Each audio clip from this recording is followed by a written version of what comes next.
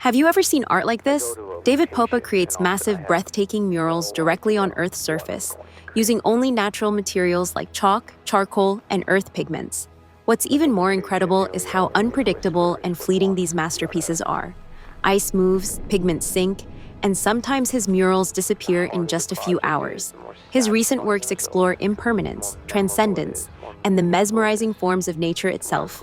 Popa travels to remote, empty landscapes, sometimes with a plan, and sometimes letting nature inspire him in the moment. It's a powerful reminder that art can be anything you want it to be, as long as it means something to you. Like and subscribe to witness more of these awe-inspiring creations. Is a metamorphosis, not just of the landscape, but of myself.